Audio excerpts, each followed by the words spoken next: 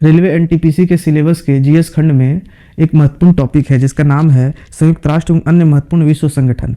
हमने संयुक्त राष्ट्र पर एक संक्षिप्त जानकारी प्राप्त कर ली है और संयुक्त राष्ट्र से संबंधित उसके 6 अंगों के बारे में पढ़ा है, लेकिन संयुक्त राष्ट्र के अन्य संस्थाएं जैसे यूनेस्को हो गया, WHO हो गया, तो उनके बारे में भी हम पढ़ेंगे। इसी कड़ी में आज हम फूड एंड एग्रीकल्चर ऑर्गेनाइजेशन के बारे में पढ़ेंगे, जिसे हिंदी में खाद्य एवं कृषि संगठन कहते हैं। UNFAO संयुक्त राष्ट्र खाद्य एवं कृषि संगठन कहते हैं। तो चलिए शुरू करते हैं। देखिए, FAO की स्थापना जो है 1945 में की गई थी, 1945 में। ठीक है, कब? तो 16 अक्टूबर को। देखिए, 16 अक्टूबर 1945 को FAO की स्थापना की गई थी। ठीक है, कहाँ पे? क्यूबेक, कनाडा में। ठीक, वर्तमान में FAO का मुख्यालय रोम में है। ठीक है, लेकिन हमेशा से रोम में नहीं था, पहले यह वाशिंगटन में था। ठीक है, अमेरिका के वाशिंगटन में पहले इसका मुख्यालय था। बाद में 1951 में क्या किया गया? इसे रोम शिफ्ट कर दिया गया। रोम जो है इटली की राजधानी है। देखिए, FAO का काम क्या है? तो डिफीट हंगर, SDG हम लोग पढ़ते हैं ना, सस्टेनेबल डेवलपमेंट गोल्स। तो पहला गोल कौन सा है? पहला गोल है हंगर, नो हंगर, है ना। तो हंगर को डिफीट करना ही FAO का प्रमुख लक्ष्य है। FAO का मुख्यालय कहाँ है? रोम में है। स्थापना कब हुई थी? 16 अक्टूबर 1945 को। इसका अन्य कार्य क्या है? तो पोषण के स्तर को बढ़ाना है, कृषि उत्पादकता बढ़ानी है और ग्रामीण आबादी, ज्यादातर कृषि कार्य ग्रामीण क्षेत्रों में होती है, तो ग्रामीण क्षेत्रों की आबादी को बेहतर बनाना, उनके जीवन को बेहतर बनाना है। देखिए, 195 मेंबर्स हैं। इसके ऑफिशियल वेबसाइट के अनुसार 195 मेंबर्स है इसमें, जिसमें से 194 कंट्रीज हैं और एक यूरोपियन यूनियन है। ठीक है, तो देखिए, UN में 193 सदस्य देश हैं, लेकिन यहाँ पे FAO में जो है 194 सदस्य देश है, याद रखिएगा। देखिए, FAO के वर्तमान चीफ जो हैं वह QW हैं। जैसे एंटोनियो गुटरेस पुर्तगाल से हैं, उसी प्रकार QW जो है वो चाइना से संबंधित है और वर्तमान में FAO जो है फूड एंड एग्रीकल्चर ऑर्गेनाइजेशन, इसके चीफ भी यही है, QW, याद रखिएगा। तो हम चर्चा कर चुके हैं कि SDG का गोल नंबर 1 नो हंगर ही इसका उद्देश्य है, FAO का उद्देश्य है। ठीक है, और क्या है कि NTPC में फुल फॉर्म पूछ लिए जाते हैं। ठीक है, तो आप याद रखिएगा, इंटरनेशनल प्लेनेट प्रोटेक्शन कन्वेंशन 1951 में आया था, यह FAO के द्वारा लाया गया था। और पूछ दे कि IPCC, डबल सी याद रखिएगा, ट्रिपल सी नहीं है, IPCC। अब बताइए कमेंट में क्या है। ठीक है, लेकिन यहाँ पे डबल सी है, याद रखिएगा। देखिए, वैश्विक स्तर पर भूख की समस्या से लड़ने के लिए प्रायोगिक स्तर पर WFP की स्थापना की गई थी 1961 में। WFP क्या है? वर्ल्ड फूड प्रोग्राम है। ठीक है, स्थापना 1961 में हुआ, वो प्रायोगिक स्तर पर था। फिर क्या हुआ 2 साल के बाद? 1963 में क्या हुआ कि FAO और जनरल असेंबली, UN की जनरल असेंबली और FAO ने वर्ल्ड फूड प्रोग्राम के लिए रिजोल्यूशन पारित किया। यह महत्वपूर्ण क्यों है? क्योंकि वर्ष 2020 का नोबेल प्राइज जो होता है पीस में, वह WFP यानी वर्ल्ड फूड प्रोग्राम को ही दिया गया था। ठीक है, अगला याद रखिए कि FAO जो है उसका काम बहुत सारा है, तो उसमें एक है वर्ल्ड फूड सर्वे, और वर्ल्ड फूड सर्वे भी करवाती है। जैसे 46, 52, 63, 85 में वर्ल्ड फूड सर्वे हुए थे। एक अन्य महत्वपूर्ण जो है फुल फॉर्म क्या है? तो GIEWS, the global information and early warning system.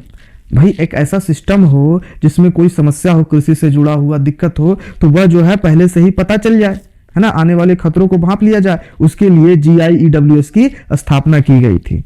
उसके बाद एक महत्वपूर्ण अन्य मिशन है आर्टेमिस। देखिए, आर्टेमिस आपने सुना होगा, वह नासा का एक आर्टेमिस है, और यहाँ पर FAO का आर्टेमिस है जो कि 1988 में लाया गया था। ठीक है, तो Africa real time environmental monitoring system. ठीक है, यह सैटेलाइट से वहां से इमेज लेकर के क्या है नहीं है यह पता चलेगा। ठीक ना, तो 1988 में आर्टेमिस का स्थापना किया गया था। ठीक है, फुल फॉर्म क्या होगा? तो Africa real time environmental monitoring system है। ठीक भाई, आर्टेमिस नाम कहां से आया? तो आर्टेमिस नाम जो है ग्रीक मैथोलॉजी से आया है, जहां पर के आर्टेमिस जो है एक देवी के रूप में उनको माना जाता है, वह जो है ज्यूस की पुत्री थी। अब हम लोग नासा के आर्टेमिस के बारे में जान लेते हैं। नासा का आर्टेमिस क्या है कि यह जो है चंद्रमा पर मिशन भेजेगी, मानव को भेजेगी, इसीलिए आर्टेमिस मिशन लाया गया है। ठीक है, तो यूनाइटेड स्टेट्स सरकार जो है उसकी सरकारी एजेंसी नासा है अंतरिक्ष कार्यक्रम के लिए। तो अमेरिका ने, यूनाइटेड स्टेट्स ने आर्टेमिस अकॉर्ड लाया है, जिसके तहत अभी कुल 53 देश जो है इनमें हस्ताक्षर कर चुके हैं, जिनमें भारत भी शामिल है। प्रमुख देश हैं United states, United kingdom, Japan, Italy, Canada, Brazil इत्यादि। देखिए, वर्ल्ड फूड डे 16 अक्टूबर को मनाया जाता है। 16 अक्टूबर 1945 को हमने पढ़ा था ना कि क्या हुआ था, तो FAO की स्थापना हुई थी। तो वर्ल्ड फूड डे जो है 16 अक्टूबर 1981 से मनाया जाता है। अगला इंपॉर्टेंट पॉइंट क्या है, तो 2015 में इंटरनेशनल ईयर ऑफ सॉइल मनाया गया था। 2015 में क्या हुआ था, तो इंटरनेशनल ईयर ऑफ सॉइल मनाया गया।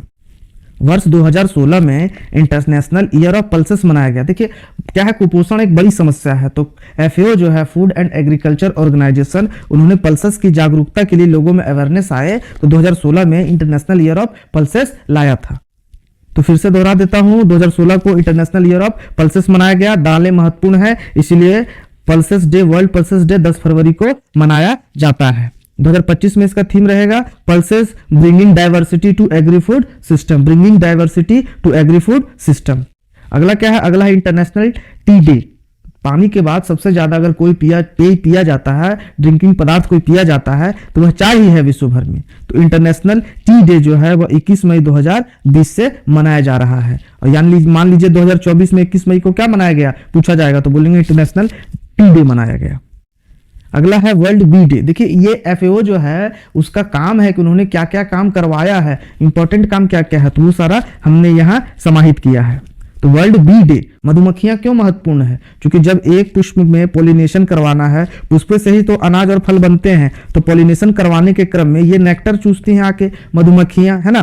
तो जब बीज आके नेक्टर ले जाती हैं, तो उसमें उनकी जो कार्यक्रम है, गतिविधि है, उससे पोलन ग्रेन्स दूसरे पौधों में चला जाता है और इससे निषेचन होता है, और निषेचन से क्या होता है कि अनाज वगैरह फल वगैरह हमें प्राप्त होता है। इसीलिए बीज महत्वपूर्ण है।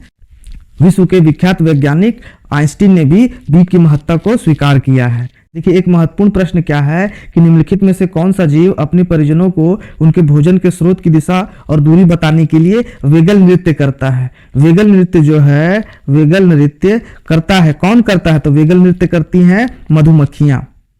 भाई वो 8 के आकार में बनाती हैं, कभी ऊपर जाएंगी कभी नीचे जाएंगी, कुछ कम समय कुछ ज्यादा समय के लिए नृत्य करती हैं। तो उनका एक तरीका होता है जिससे वो भोजन के स्रोत के बारे में बताती हैं और अन्य उनकी गतिविधियां हैं।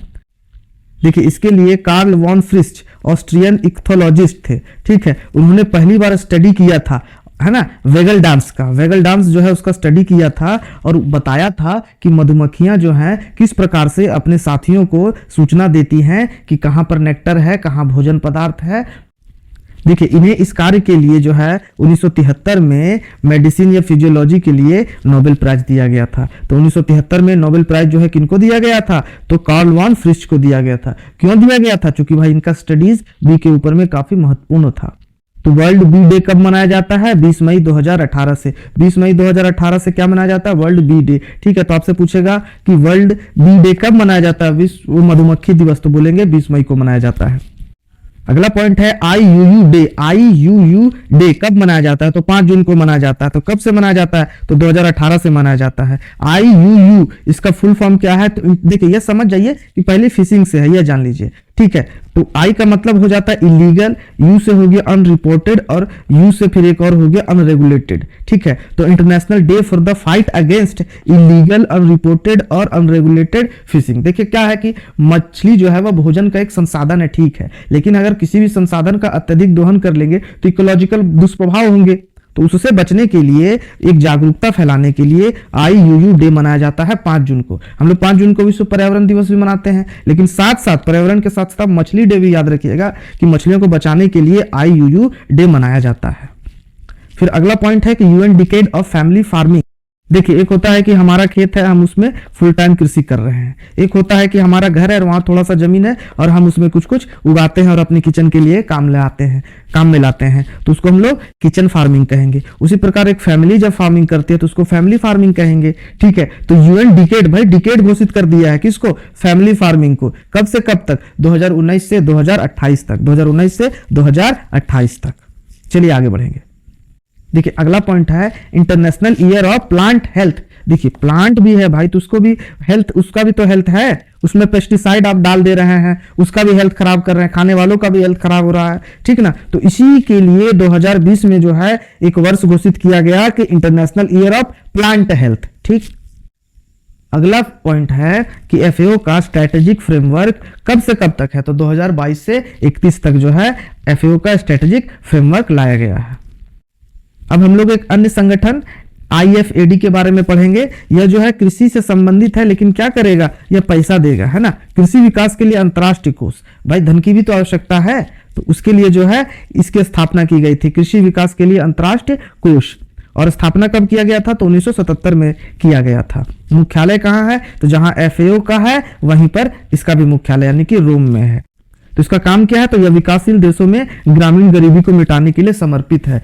हमने पढ़ा था ना इससे पहले कि FAO का उद्देश्य क्या है, तो उसमें से ग्रामीण जीवन को बेहतर बनाना था। तो भाई ग्रामीण जीवन क्या बिना धन के कुछ कर लेगी, धन के अभाव में बहुत दिक्कत होता है, इसीलिए यह विकासशील देशों में ग्रामीण गरीबी को मिटाने के लिए समर्पित है।